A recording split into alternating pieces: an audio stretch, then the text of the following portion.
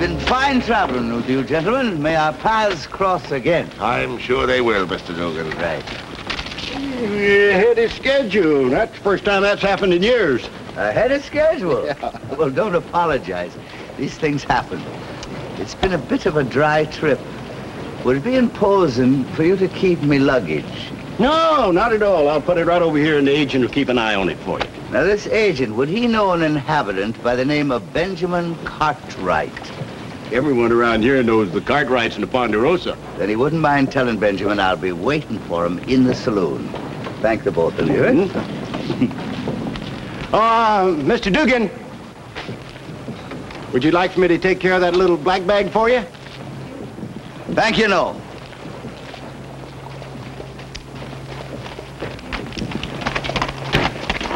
Greetings, gentlemen, greetings. Yes, sir. I'll have something light, if you don't mind. Light, sir? What about 3 ounces of whiskey will be fine? That's light enough not to strain a man's arm. It's a pity for me to drink it all by myself. Set 'em up for everybody, will you? Osmo, get the boys over. Welcome to Virginia City, sir. Yes, you know, in my opinion, a friendly saloon is the crown of our entire civilization. I couldn't agree with you more. All right, gentlemen, to the health and to the good fortune of everybody. It's excellent. It's excellent. I always wanted to wear one of them fancy hats. I'm sorry, my friend, but this was one time the property of the Honorable James Buchanan, who was the 15th President of the United States. I captured it, as you might say, at the great Democratic Convention of 1856. Is that supposed to mean that it's too good for the likes of me? No, not at all, at all. It's just I have a fierce pride, you know, in being only the second man to wear the favorite hat of the 15th President. Well, let me warn you, mister. There's going to be a third. Take patience, will you? Nobody does that to me. Now, easy, Patrick. Nobody! You hurt the little fellow. Now you stop it. You pick on someone your size.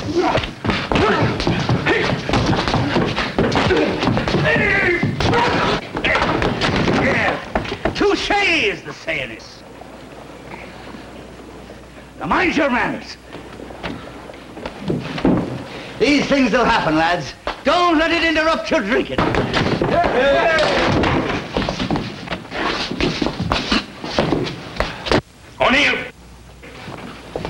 O'Neill, sit down. Now, just stay put. You're drunk. Let's not get into any fights. Stay right where you are. Look at that, will you? Look at that. Nothing's changed. It's exactly the way we met 25 years ago. That's right, O'Neill. I might have known I'd find you in the middle of a big fight. How are you, my boy? Just wonderful. It's good to see you. Now, we're going out to the Ponderosa. We got a lot of talking over to do. Come on. Give me that little black bag there, will you? Peace on earth, gentlemen.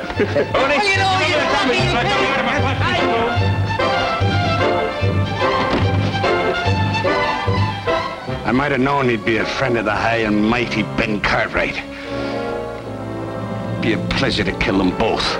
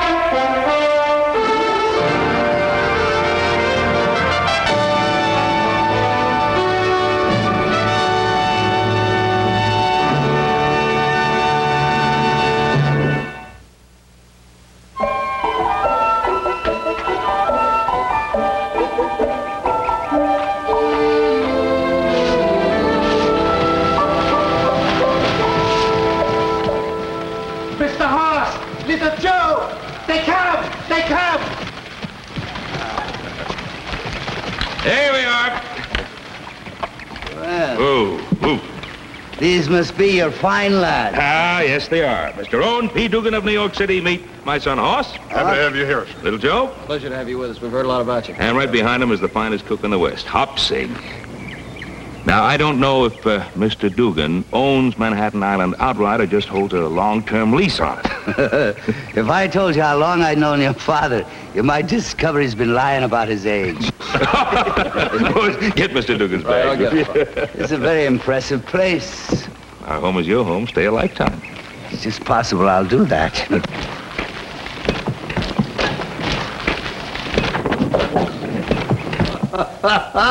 Those were the wild, wild days.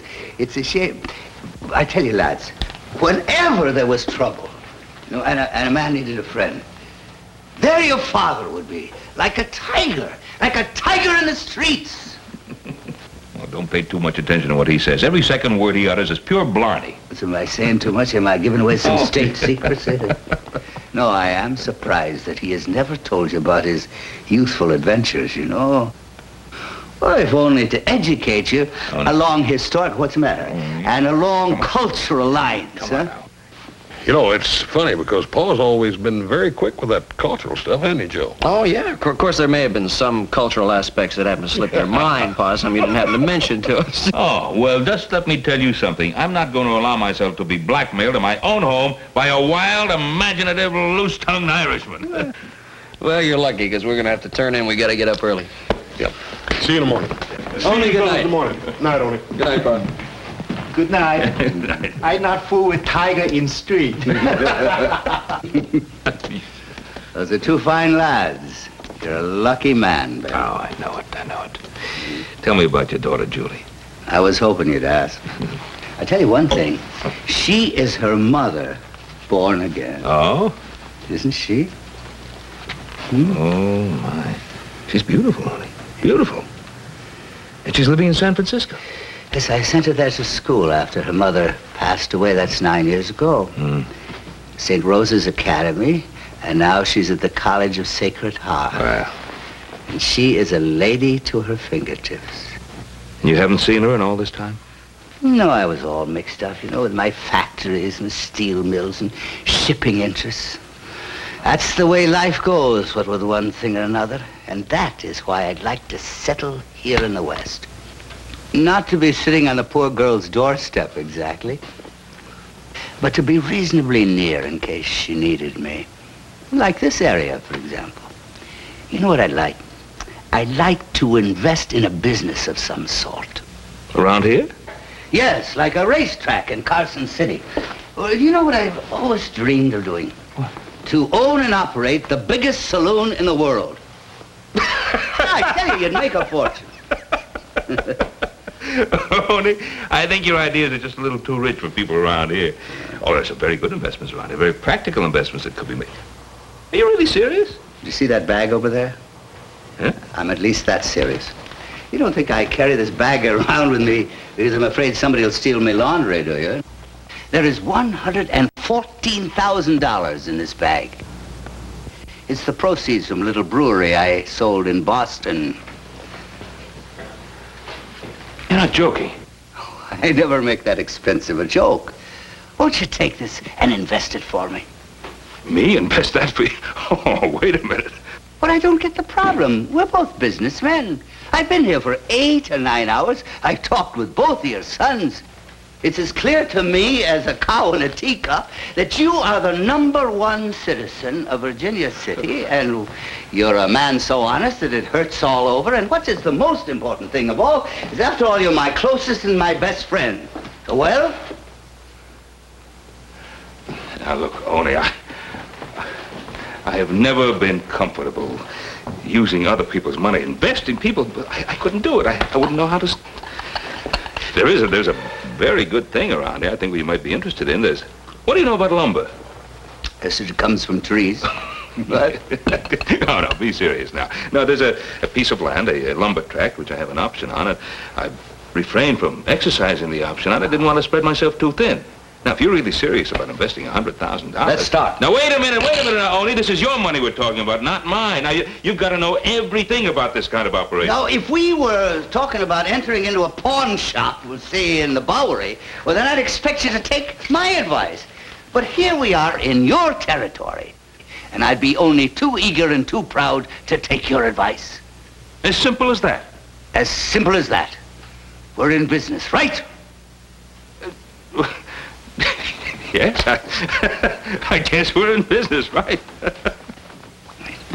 Take it, count it, and put it in the safe. Only I... Right. Huh?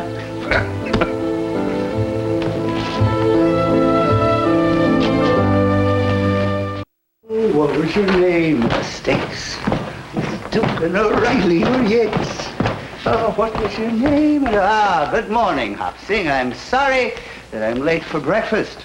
That's all right, Mr. Dukin. 5 more minutes, you late for dinner, too. Well, that's the wasteful, sinful habits of a lifetime. There's nothing you can do about it now. Where's everybody? Mr. Cartwright just come back from town. He in kitchen. Sit down. I fixing dinner. Very good. What? You're not much of a family for lounging around in the morning, are you, Ben? Can't afford to. I just came from town. I just put you in the lumber business, lock, stock, and $100,000 worth. Well, listen. There's a telegram for you. For me? For heaven's sake.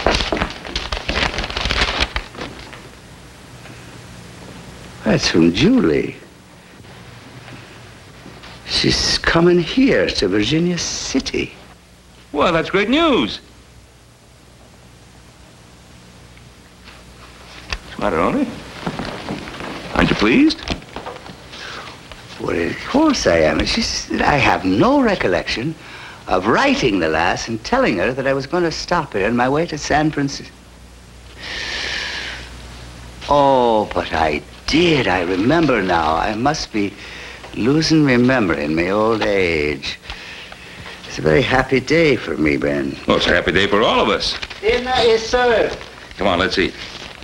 Now, Ben, after dinner, you know what I like to... I like to take a ride up and look at my investment. Well, I'll ride up with you. No, if you'll just show me the way. I'd like to go alone. I suddenly got a bit of thinking to do. All right. There you are. Well, if it isn't the respectable member of the organization, Oni himself. Come in, come in. Greetings, children. Have you gotten any leads on putting some of the boodle into an honest business? That's why they sent me here, isn't it? I'm a silent partner in the lumber business with an old friend, Ben Cartwright. Fine, fine. We've heard the name mentioned since we've been here. He's a respected man. Listen, I'm going to see to it that his name stays respected. You'll do what you're told, and don't forget it. Don't threaten me, lad. I have a short Celtic temper. I'm not threatening you, Oni. But if you want your daughter to find out what you've been doing all these years, well, that's up to you. So it was you that sent her that telegram? Just following orders, Oni. Just following orders. Like you will. Am I right? You're sure right, lad. We'll expect another report soon. He'll stay in line.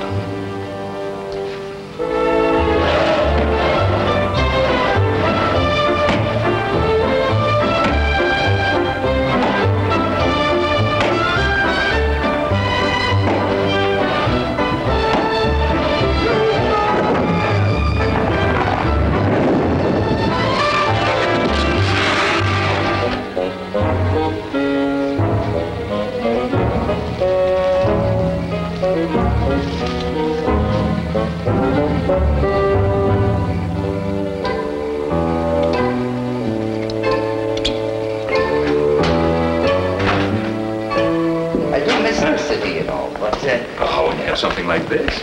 Well, you know, you get used to the dust and everything. Well, it's good for your lungs. The New York as we once knew it is changing. Is it now? For example, you remember Brooklyn?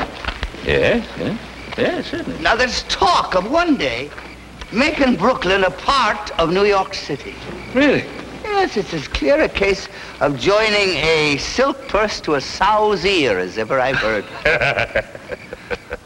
Ah, look at that.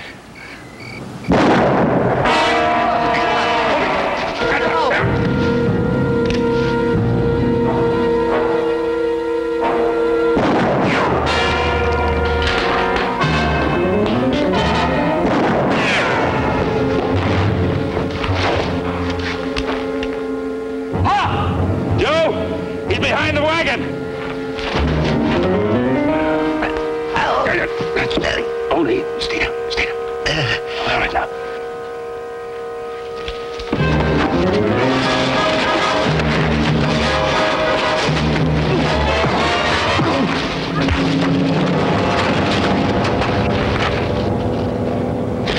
It's all right, Pa. Joe, hurry up and get Doc Martin, quick! All right, Only. All right.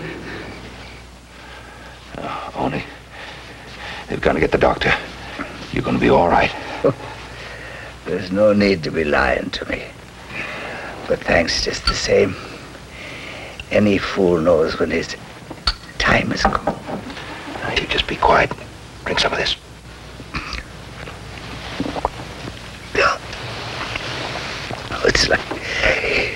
It's like the Lord told Lucifer. You can't win them all. That's not a direct quotation, but I think it'll serve. Now, just stop your talking and be quiet. There's something you should know. I am a man that is not worth your friendship, as I am a scoundrel and a cheat. The money I gave you was never my own. It was booty and graft from Tammany Hall. And it was my job, to invest it, one miserable bag of it, with someone I could trust. Somebody who would make it seem legitimate. Don't despise me. It's my deathbed. It's true, but if I had my life to live over again, I'd be a different man, I tell you that. It's too late. I'd like to postpone this, I tell you, as I had grand plans for my funeral. And I used to think I'd have 6 black horses to haul the poor skin and bones that was left of me through the streets of New York. Now, you promised me something. You promised me there won't be one word about my sins to Julie. I promise. Thank you. I'll do the same for you someday.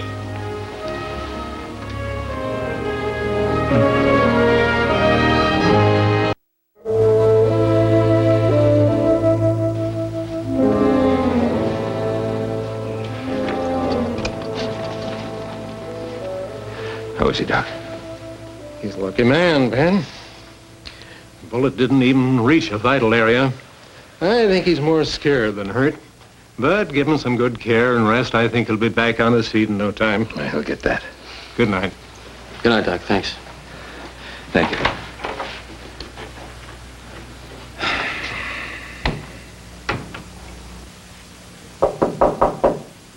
Come in.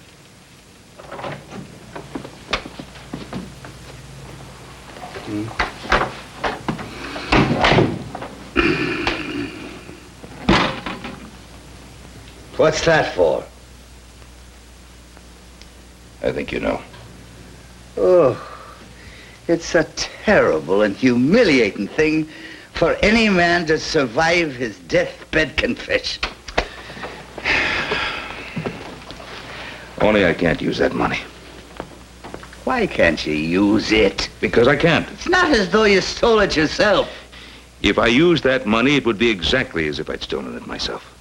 Oh, Ben, for heaven's sakes. When you thought you were dying, I heard you say with my own ears that you wished you had a chance to live your life over again. I did. Well, you have your chance now. How? What? Now, I don't want to be your conscience. But the thought occurred to me that if you really wanted another chance, you'd give back that money. You know, that is the maddest statement that I've ever heard in my life. Why? Well, in the first place, politics is politics. And then no decent man would ever betray his fellow thief. And besides, it's not so easy as all that, you know.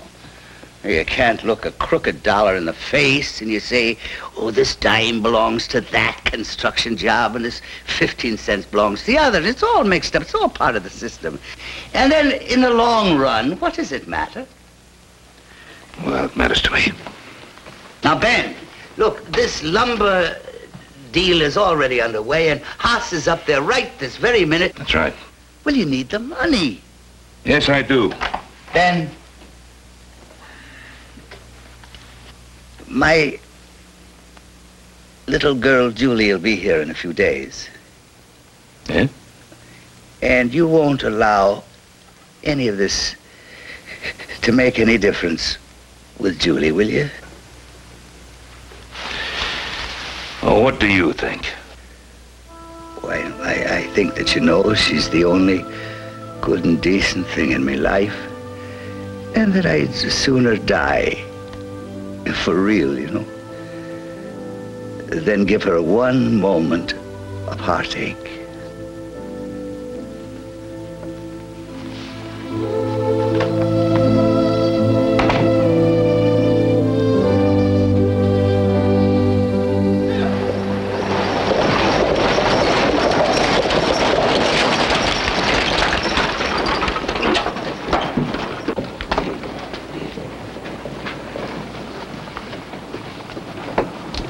Miss Dugan? Miss Julie Dugan? Yes? I'm Joe Cartwright. I've come to meet you. Well, you must be Ben Cartwright's son. That's How right. good of you to meet me. Oh, it's my pleasure. Where's Father? Your father's waiting for us at the house. He had sort of an accident. Is he all right? Oh, yeah, he's fine. He's fine. We were a little worried about him for a time. He's up and around now like a nervous rooster. We almost had to tie him down to keep him home. I can hardly wait to see him. Well, my pa's over taking care of some business. I'll get your luggage down, and as soon as he gets back, we'll be on our way. Just sit over there and rest yourself. Tell me that bag, Charlie. I signed this contract with you in good faith, Mr. Cartwright. Now, it was my understanding that I'd get my $100,000 today. You're absolutely correct, Mr. Gibbon. I'm trying to explain to you. An unforeseen circumstance has arisen, and I must ask you for a slight extension so that I can raise the money elsewhere. Well, I'm not happy about this at all. Not at all. Time is money. You've already started your lumbering operations on my land, and I'm expected to wait for the money. Oh, Mr. Giblin, I'm not asking for a year's extension. It's just a couple of days, and I hope that you think that I'm good for it. I'm certain of that, Mr. Cartwright. However, I shall expect reasonable recompense for allowing late delivery of the lease money. There'll have to be certain alterations in our contract. What are you suggesting? Well, I've no wish to be hard on you, Mr. Cartwright, but business is business. Shall we say 25% of your gross on the operation? 25%.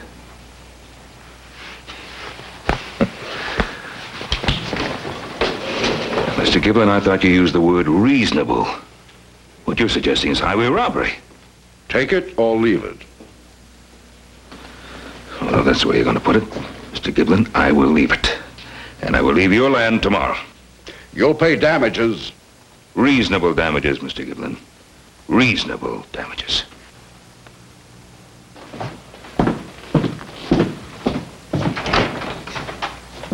Did you ever fly with Riley in his wondrous gas balloon? Up and over the lovely city by the pale light of the moon. No, I've never flown with Riley because I can plainly see that living the life of Riley might well be the death of me. Now try it, will you? All right, everybody. Here we go. Ever fly with Riley in his wondrous gas balloon? Up and over the lovely city by the pale light of the moon. No, I've never flown with Riley because I can plainly see that living the life of Riley might well be the death of me. Thank you, my darling. When I look at you, I feel 30 years younger. Oh, Papa. When I try to get up, I feel 40 years older. Well, old man, let me help you. There we are. Bring on the red coats. That's right. That was fun. But I think I could do with a breath of air. I was just about to suggest... Shall we go? Excuse us. Well, how delightful to be escorted by two gentlemen. Well, I can see why you're so proud of her. She's beautiful. Just beautiful. Yes, she is. That she is. It's a lovely evening. Yeah. It's more than I deserve. Oh, it was a grand evening. Did you ever fly with Riley in his wondrous gas balloon? No, I meant to ask you. What? How did you get along today with that Mr. Giblin? Oh, Mr. Giblin. Not too well. But don't worry. Somehow we'll work things out. Tell me the truth. Didn't he give enough time to raise the money? Well, yes, as a matter of fact, he did. And all he wanted in return was 25% of the gross. Why, that crook. Yes, that's what I thought, too. You're not going to do business with him under those circumstances. I'm not going to do business with him under any conditions. I'm pulling my men and machines off his place tomorrow morning. That'll cost you a pretty penny. Well, it'll be cheaper in the long run.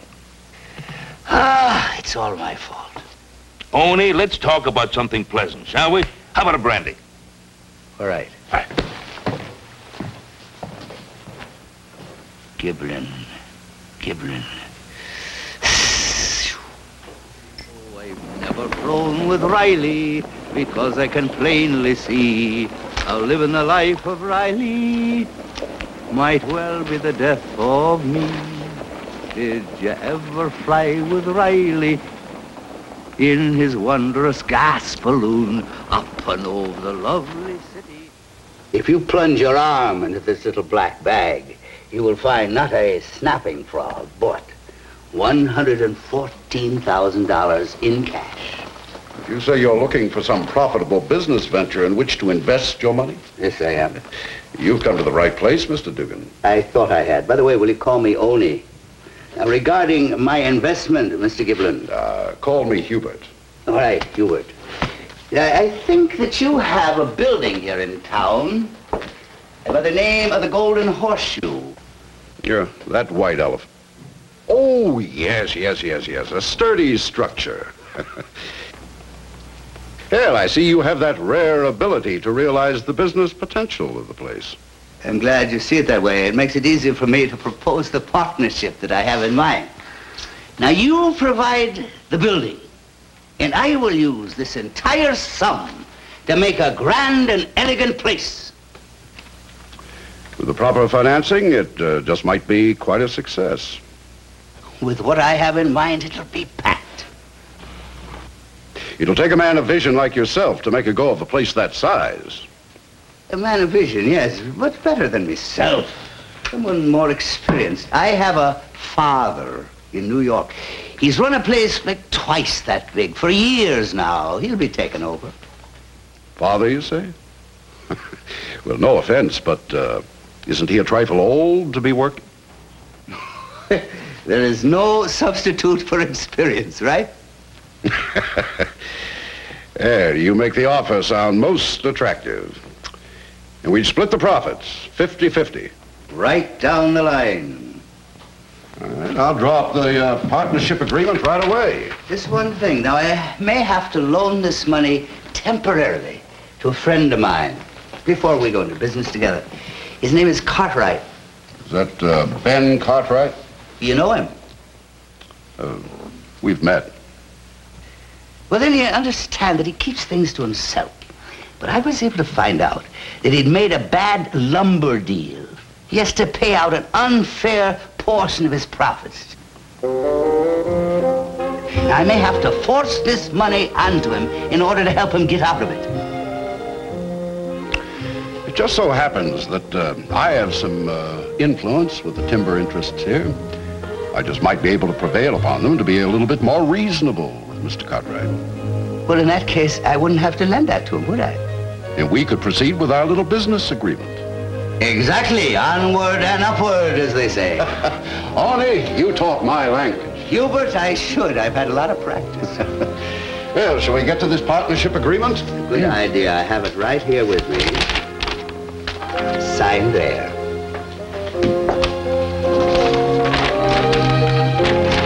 I don't know what kind of a tree you fell out of, but I can guarantee you're a nut. How can I take a job chopping trees if I'm going to spend the next 10 years in jail? Well, that's an interesting question. Now I've got one of my own.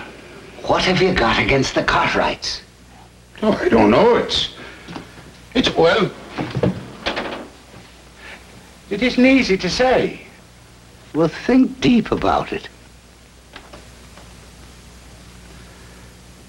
I still don't know. When I'm sober, I don't seem to mind them too much. Well, why don't you try staying sober for a little bit? Well, I could try. All right, then. I'll withdraw the charges against you. I'll straighten things out with the sheriff and the judge, and I'll arrange some kind of a parole. Well, you hear what I said? I hear you, but I don't believe you. Why would you do this? Well, it's not an easy thing to explain. It has something to do with balancing the books. There's something to do with casting the first stone. And something to do with the fact that a man by the name of Patrick O'Neill can't be all bad. I'll drink to that.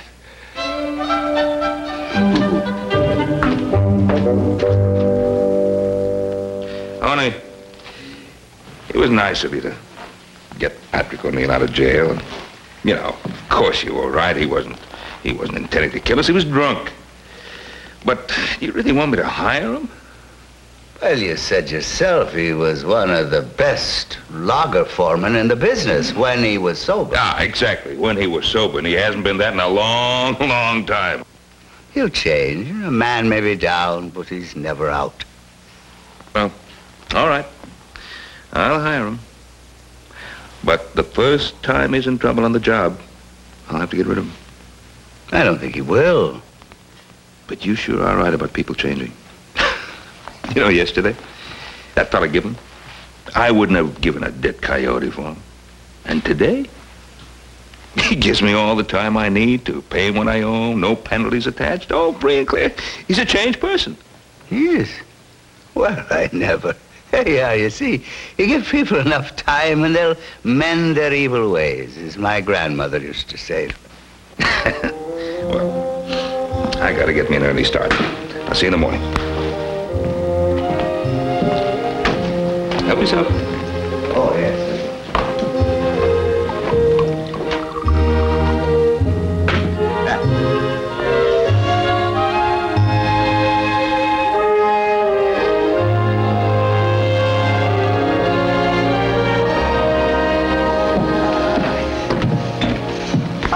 Look at that, will you? You know, we don't have trees this tall in the east, but we've got more squirrels per square foot. There's Patrick. Now, if Ireland had this much timber, we'd have overwhelmed the English with our shillelagh. Tony, pull a little Joe over here. Aye. Who's that Popinjay? He happens to be a very good friend of mine, that's who. Any more questions? Not with the answers you give. Well, then let's get on with the work. You better have the men clear the lower slopes first, huh? Yeah, that'll make it easy to skid the logs down from the upper ridge. Yeah. Ben! Well, Ollie, how are you? Yes, your men are as busy as a pocket full of bees. Yeah, they sure are. And that Patrick, how's he working out so far?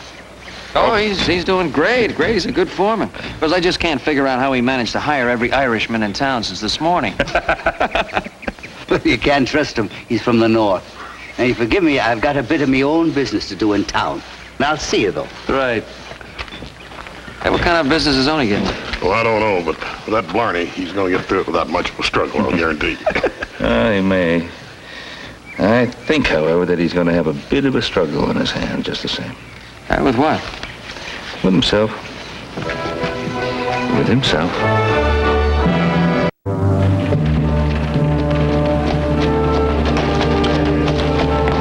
Hello, Oni. It's a nice day. It was a nice day. The sight of you two would chase a snake up a rope.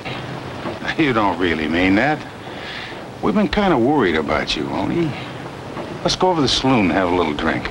Come off of it, Tierney. I'm here as a retired gentleman, rich and respectable. What would I be doing with the likes of you? We're simply fellow New Yorkers you happen to meet. Interested in a little friendly business conversation. Yes. You want to be friendly, don't you? I do not. Well, extend yourself.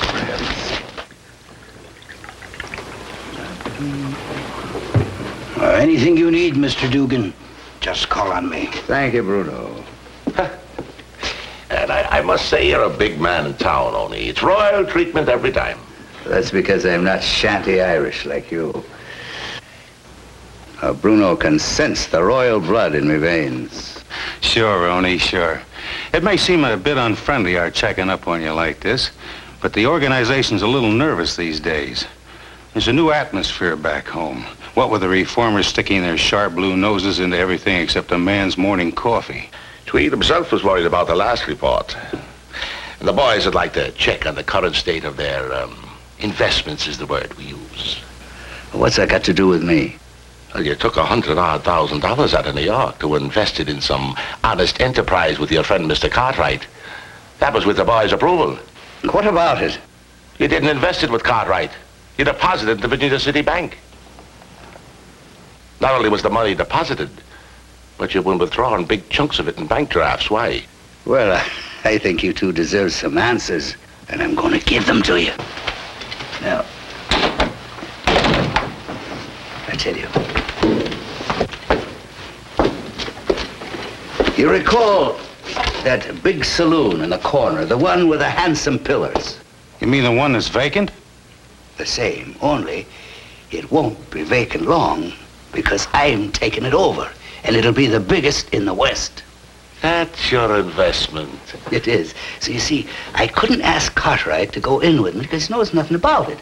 So I went big with Giblin. Man, I must say, Oni, you never did think small. That's what the bank drafts were for. I sent for the equipment, and it took almost all of the $114,000. But it was worth it. I'm starting on the inside first so that we can open sooner. Good thinking. I thought you'd see it my way. I'm sorry if we appear to be a bit rough on you, but, well, that's our job, you understand. And I really want to say it, and I mean it from the heart. I'm glad we didn't have to tell Julie about your misguided past. Of course I understand, and now you can report that Oni Dugan has made the smartest investment in his life. Slaughter. Slaughter. Slaughter. Good day, gentlemen. The saloon business. The Golden Horseshoe. Golden Horseshoe? Oni, when I heard that you'd bought that saloon, I could not believe my ears. On your own deathbed, you confessed to me that that money that you had was stolen money. It was tainted money. And the moment you find out that you're not going to die, what do? You buy a saloon with it. I didn't buy it. Well, whatever you did with it. You don't understand, Ben. No, I don't understand. Now, will you kindly explain? I can't do it yet. You will have to give me 1 week. Oni, I have given... Oni. What? Oh, darling. Ah, you should have been in bed hours ago. We were just talking over a little business, Ben and I. Nothing you'd be interested in. You didn't hear us, did you? Do you think in all these years I didn't know what you were doing? The stolen money, the deals, the payoffs. You must have misunderstood. No, Papa. I know everything. Everything? Yes. Oh, my friend. You may think it's strange, but I wish I'd been killed by that bullet. Be less painful than this. Ow. If only I had another week. Do you think in 1 week you could make up what you've done in a lifetime? Oh, no. But as my grandfather used to say, I can try.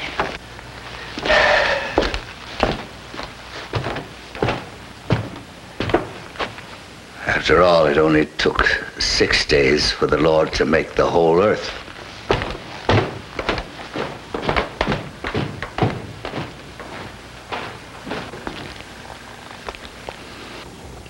Well, see, owner's missing breakfast together this morning.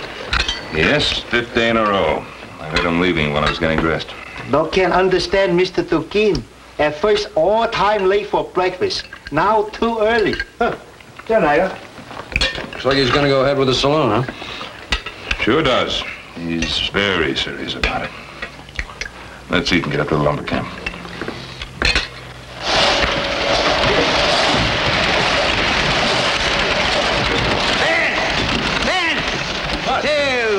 My week is up. I want you to come into town with me. Town for what? My shipment's coming in. Now, this is the last favor I'll ask you. Now, you come on, will you? And will you bring Patrick O'Neill with you? Will you? All right, I'll do it. We better get Patrick O'Neill. Come on, let's go.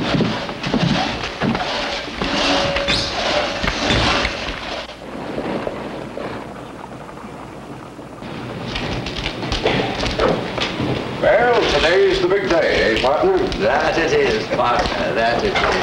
And here she comes now.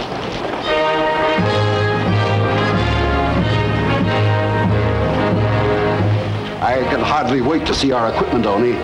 Undoubtedly the finest marble-top bar, cut crystal chandeliers, plate glass mirrors, piano, and rugs as thick as bearskins.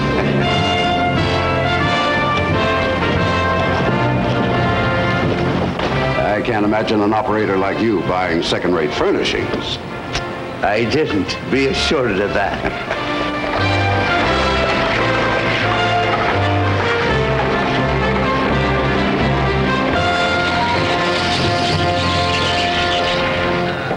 Here we are, dear girl. Fly with Riley. All right, hello, take the covers off there, will you? That's an altar. It is. What's this all about, Mr. Dugan? Now, call me Oni. Well, where's the fixtures you ordered for the saloon? Saloon? I don't recall guaranteeing that there'd be a saloon. What was all that talk about your father coming from the east to run the place? Well, not my father, a father.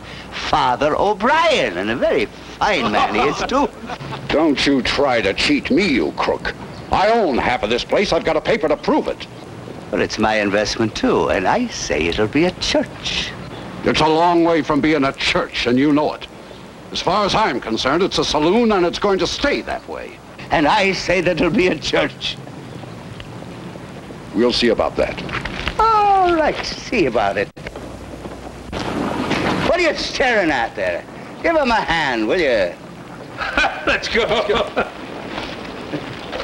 Oh, my darling, it's the least I could do. Hey! Go on, pitch in, will you? You know, this is the church you'll be attending from now on. Unless, of course, you intend to go back to New York and give Boss Tweed a full progress report. Hey, hey.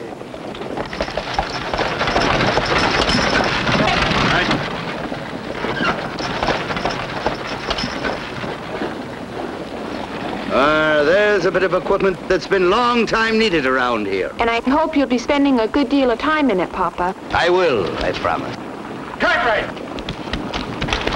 Mr. Cartwright! Giblin's been tearing around town hiring every tough he can find. Well, that doesn't surprise me at all. He's the type who'd steal a dead fly from a blind spider. I guess he tends to make good on his threat. Well, we're not going to have too much longer to find out.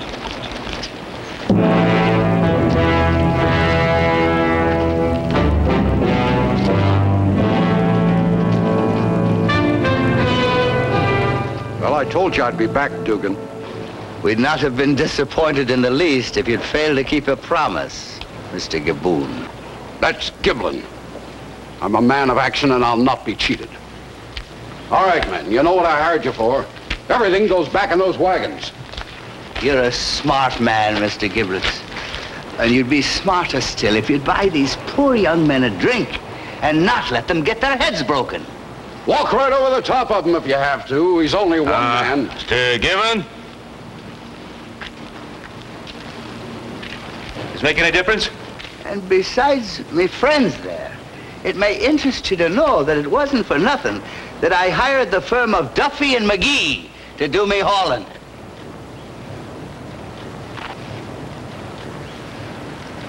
I'll double your pay. Now get in there and get him. Let's get him!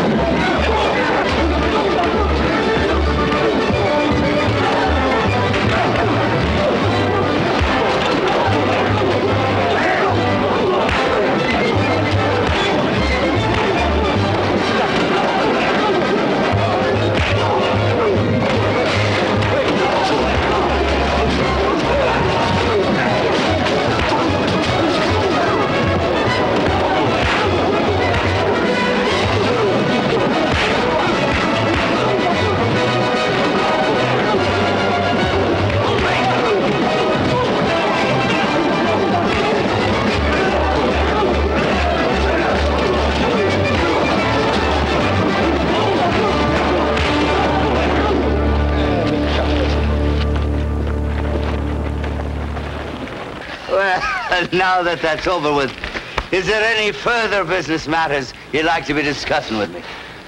The church is all yours. There we are. I want to thank you, but didn't I tell you he was a tiger in the street? You know, how can I ever thank you, gentlemen, for the magnificent help you've given me over the last 3 weeks? Looks wonderful. There comes me father.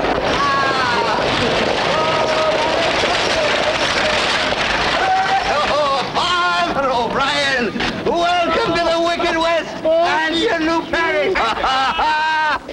You remember my daughter Julie? Yes, yes. Julie, oh, bless your heart. Hello, Father. These are my good friends, the Cartwrights. How do you do, gentlemen? Father, how are you? I've got to be admitting it, Tony. It's every bit like you said it was in your letter. Indeed it is. Now, about the church. We haven't even started on the outside yet, you know. It looks like the devil. But the inside, it looks like heaven itself. Sure, anyone can tell at a glance. It's a fine, upstanding, peace-loving town. Which nobody can deny, my friends. Which nobody can deny. Come along, Father. Oh, did you ever? Which nobody can deny.